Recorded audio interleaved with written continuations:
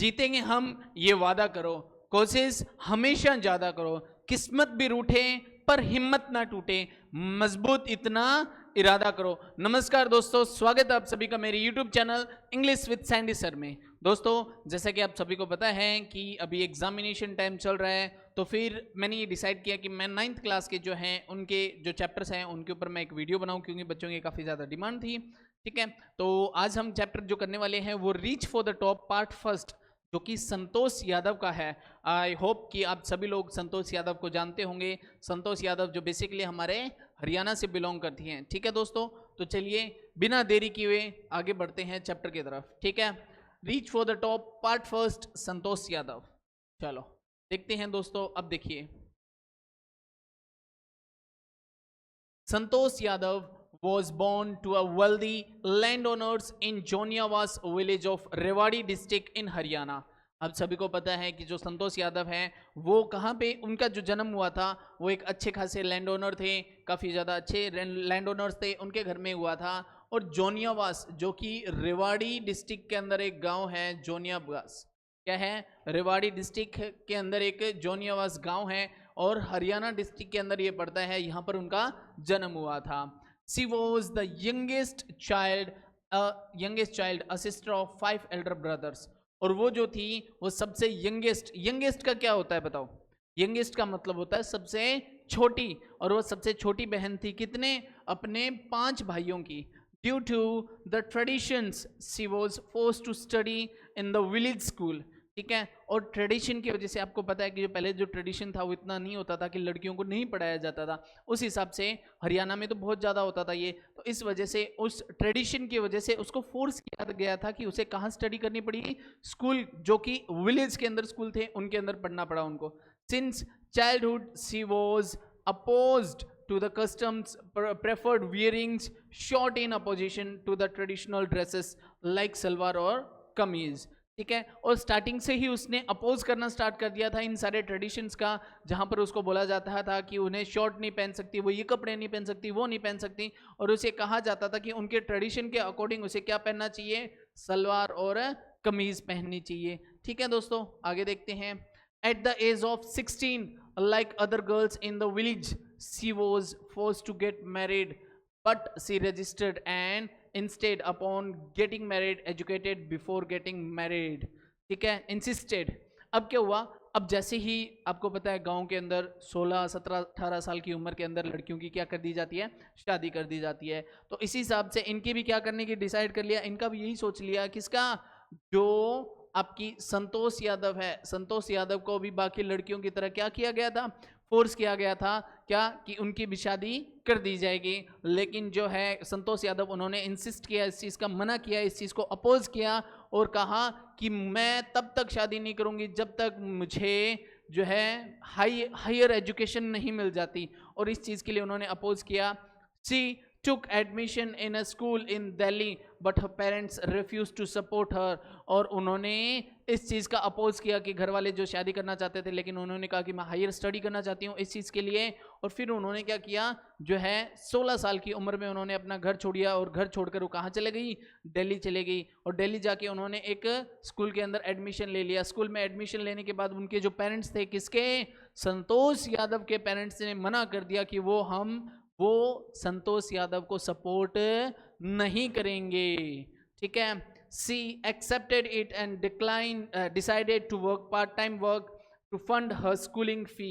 और उसने क्या किया? अगर आप और मैं हमारे होते तो पता नहीं क्या होता, लेकिन उस टाइम एक लड़की जिसकी उम्र 16 साल थी और जो एक बहुत ज़्यादा कह सकते हो कि जहाँ पे काफ़ी ज़्यादा ट्रेडिशनल या फिर इन चीज़ों को बहुत ज़्यादा महत्व देते हैं हरियाणा के अंदर, वहाँ उस जगह से वो निकल कर दिल्ली जाती है, एडमिशन लेती है स्कूल के अंदर, और इवन उसके पेरेंट्स जो है उसे रिफ्यूज़ कर देते हैं कि वो पैसे नहीं देंगे, सपोर्ट नहीं करेंगे, स्कूल की फीस नहीं देंगे। उसके बाद भी वो बच्ची क्या करती हैं? खुद ये डिसाइड करती है कि हाँ ठीक है, आप मत देना, मैं खुद पार्ट टाइम जॉब करूँगी, खुद पार्ट टाइम काम करूँगी, और मेरी जो स्कूल की फीस है वो मैं पे कर दूंगी। ये बात जो है बहुत बड़ी थी उस टाइम, उन्होंने ये कह दिया था। किसने कह दिया था? संतोष यादव ने अपने पेरेंट्स को ये बात कह दी थी। Finally her parents agreed to support her. Her father accepted her and desire of getting higher education. और फाइनली उसके पेरेंट्स को भी ये समझ में आ गया था कि इस बच्चे में कुछ ना कुछ करने का जो है जज्बा बहुत है, ठीक है। तो उसके फादर ने भी फाइनली डिसाइड कर दिया कि हाँ वो उसे सपोर्ट करेंगे, और उसके फादर ने ये चीज़ एक्सेप्ट कर ली। आफ्टर दैट उसे पता था, उसके फादर को पता था कि इसका जो डिज़ायर है, यानी कि इसकी इच्छा है क्या कि ये और पढ़े और एक हायर एजुकेशन ले, तो उसके लिए उसके फादर उसे मना नहीं करते हैं।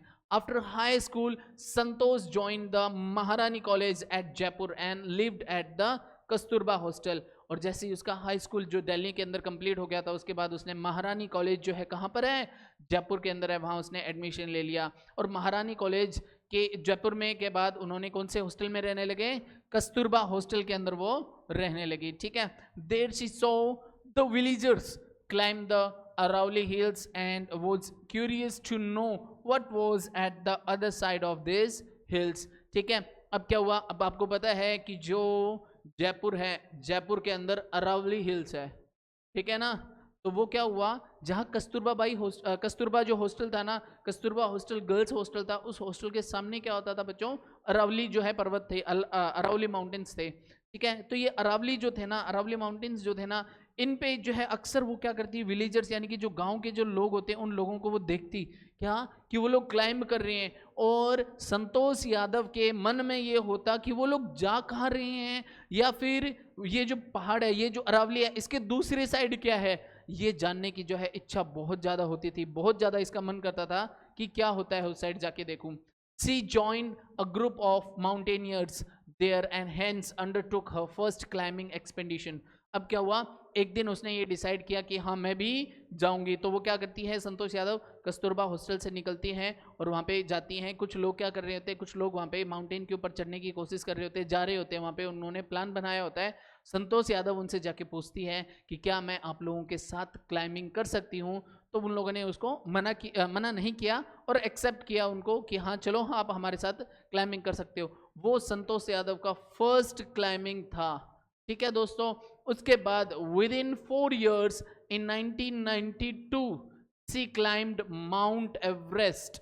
और उसके 4 साल बाद, यानी कि उनकी जर्नी कहाँ से स्टार्ट हुई थी, सबसे पहली जर्नी जो है उन्होंने कस्तूरबा हॉस्टल में रहते हुए जर्नी जो है उन्होंने फर्स्ट क्लाइंबिंग की थी। कौन से, कहाँ पर की थी, अरावली के ऊपर की थी, ठीक है। और उसके ठीक 4 साल बाद यानी कि 1992 के अंदर उन्होंने माउंट एवरेस्ट के ऊपर चढ़ाई कर ली थी। Her qualities of determination, physical and mental strength impressed her seniors. और उसकी जो फिजिकल अपीयरेंस, उसकी जो फिजिकल क्वालिटीज थी, फिजिकल एंड मेंटल स्ट्रेंथ जो थी ना उनकी, उस वजह से संतोष यादव को क्या हुआ, जो बड़े सीनियर्स जो थे ना वो इम्प्रेस हुए कि एक लड़की होके इतना साहस दिखा रही है, इतनी इसकी फिजिकल इतना स्ट्रॉन्ग है कि ये माउंट एवरेस्ट पे चढ़ गई, ठीक है।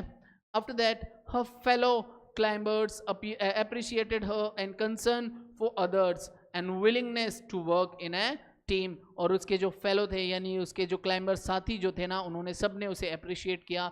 और वो जो करती थी सबका साथ, सबके साथ सबकी हेल्प करती थी, सबके लिए एक साथ काम करने के लिए तैयार होती थी और बहुत ज़्यादा साहसी थी, ठीक है। आगे क्या होता है, she saved the life of a fellow climber named Mohan Singh by sharing her oxygen cylinder with him. अब क्या होता है कि जो ये मोहन सिंह हैं, ठीक है, ये इनके फेलो थे, और ये और जो है संतोष यादव, ये दोनों क्या कर रहे थे, क्लाइंब कर रहे थे पहाड़ जो माउंट एवरेस्ट है उसके ऊपर क्लाइंब कर रहे थे। और उस टाइम मोहन सिंह को किसकी ज़रूरत पड़ी, ऑक्सीजन की, O2 की ज़रूरत पड़ी। तब जो है कौन है, जो आपकी ये संतोष यादव, इन्होंने क्या किया, इन्होंने अपनी ऑक्सीजन शेयर की। दोस्तों अगर मैं बता दूं तो माउंट एवरेस्ट पे बिल्कुल भी ऑक्सीजन नहीं है, वहां जाने के बाद ऑक्सीजन की बहुत ज़्यादा ज़रूरत पड़ती है।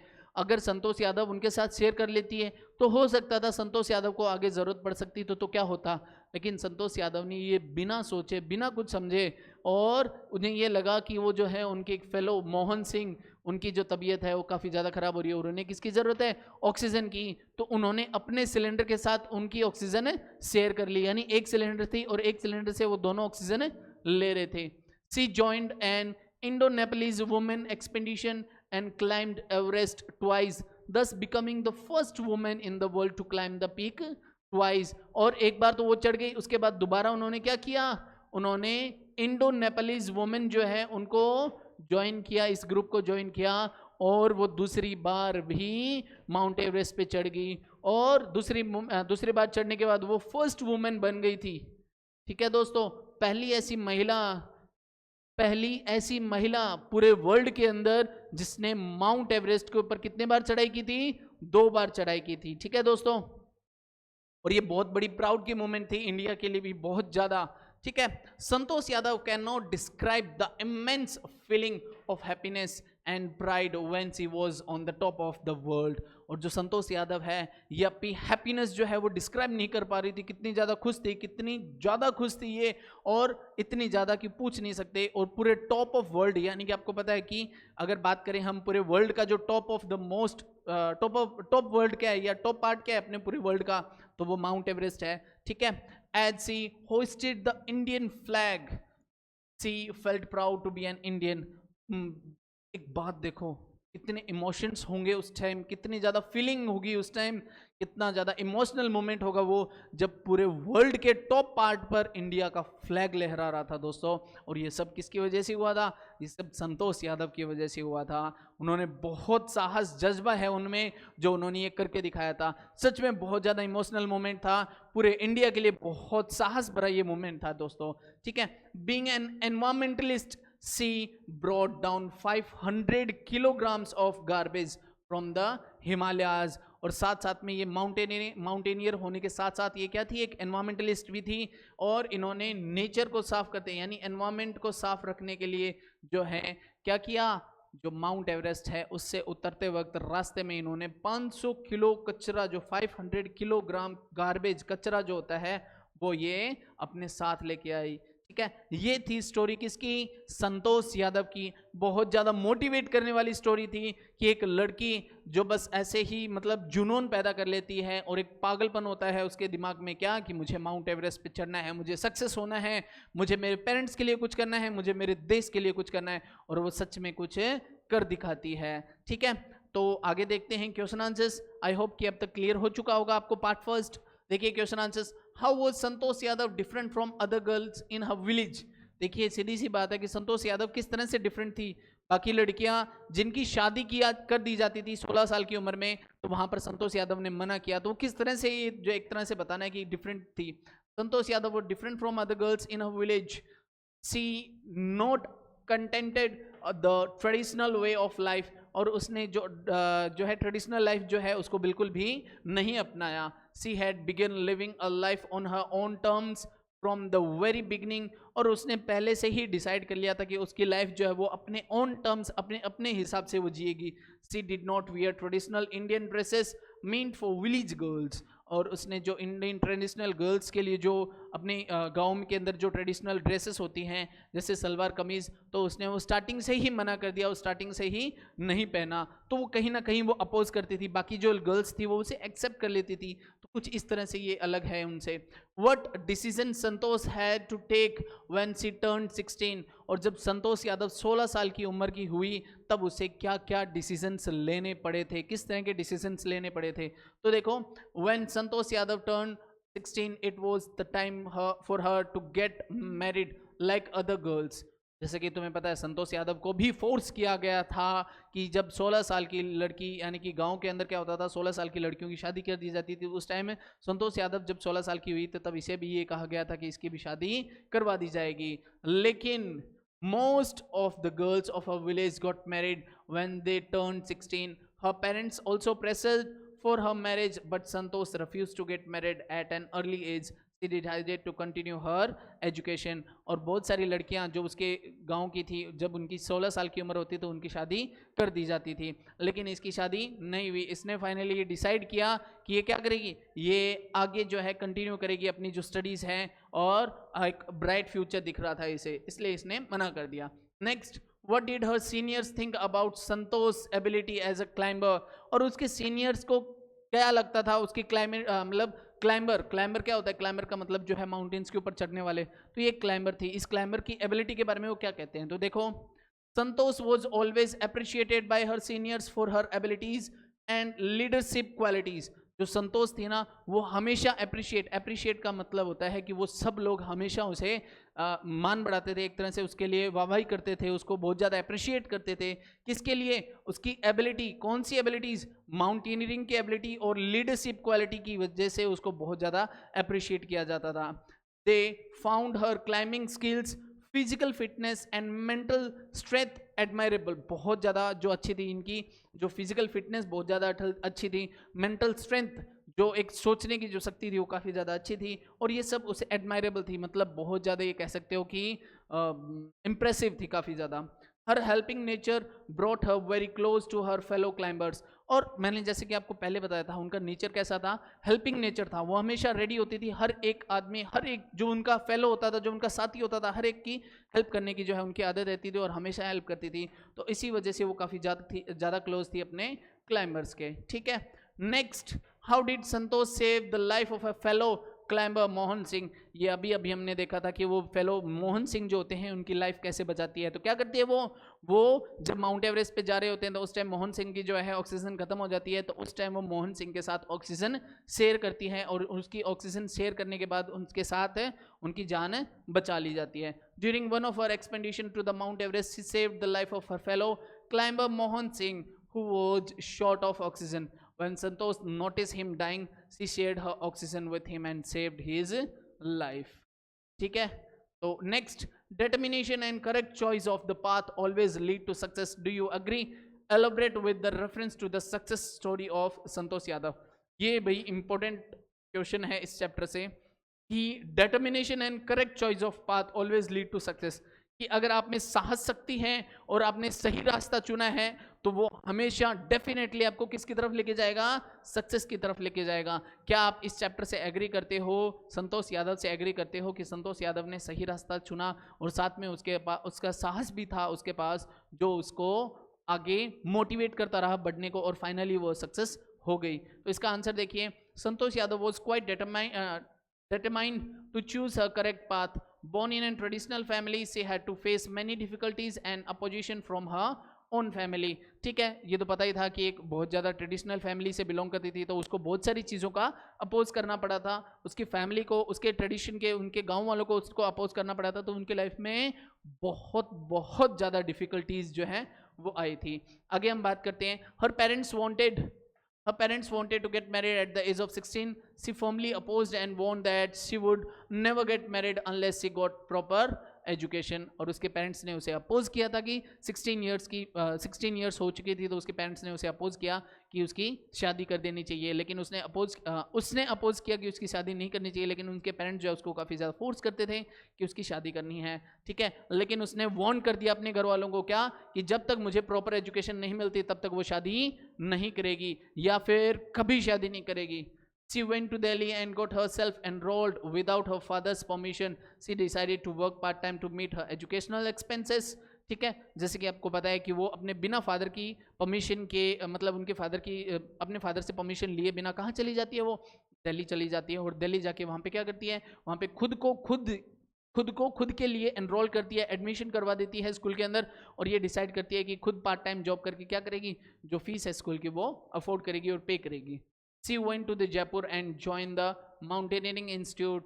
Her firm determination and hard work put her on the top of the world. She proved that nothing is impossible in this world if you are determined. और उसके बाद वो माउंटेनियरिंग कॉलेज के अंदर जाती है। वहाँ पे जाने के बाद उसके आगे का रास्ता जो है वो खुल जाता है, और फाइनली वो प्रूव कर देती है कि अगर आपके पास एक हिम्मत है, आपके अंदर जुनून है, तो आप इस वर्ल्ड में कुछ भी कर सकते हो। नथिंग इज इम्पॉसिबल, कुछ भी इम्पॉसिबल नहीं है। ठीक है, What inspired Santosh Yadav to be a climber? How does her life inspire you? कि आपको पहली बात तो ये बतानी कि संतोष यादव को किस चीज़ ने इंस्पायर किया टू बी अ क्लाइंबर बनने के लिए, किस चीज़ ने इंस्पायर किया। और दूसरी बात आपको बतानी है कि आपको संतोष यादव की लाइफ किस तरह से इंस्पायर करती है। तो बताना है, Santosh Yadav was different from the girls of her age. She was determined to choose her own way of life. She joined Maharani College at Jaipur. Her room and the hostel faced the Aravalli Hills.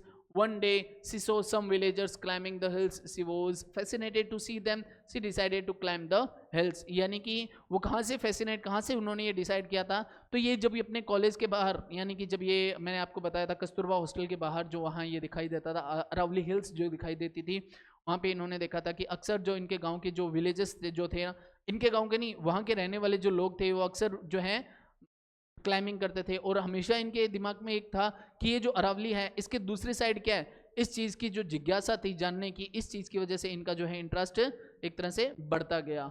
ठीक है। She met there and met some climbers. Seeing her mental toughness and strong determination, the climbers encouraged her to take the climbing seriously. और जब वहाँ पर जाने के बाद ये क्लाइंबर से मिली, अपने मिलने के बाद जो क्लाइंबर्स हैं उन्होंने देखा कि इसके अंदर काफ़ी ज़्यादा साहस है, डिटर्मिनेशन है। और इसका जो डिटर्मिनेशन है वो देखने के बाद उन्होंने इनको क्या कहा कि तुम्हें ये जो क्लाइंबिंग है इसको सीरियस लेना चाहिए, तुम्हें आगे इसमें अपना फ्यूचर बनाना चाहिए। सी polished her climbing skills at Nehru School of Mountaineering rapidly and conquered the Mount Everest twice. और उन्होंने नेहरू स्कूल ऑफ माउंटेनियरिंग जो था ना, उस स्कूल से उन्होंने अपनी जो है आगे स्कूलिंग की और अपना जो फर्म डिटर्मिनेशन बना लिया कि मुझे क्या करना है, मुझे माउंटेनियरिंग करनी है, मुझे क्लाइंबर ही बनना है। और जो माउंट एवरेस्ट है उस पर 2 बार उन्होंने चढ़कर ये जो है रिकॉर्ड बना दिया। She is an inspiration for all the ambitious girls. her mental toughness, strong determination and willpower inspire us to undertake any task that we dream of.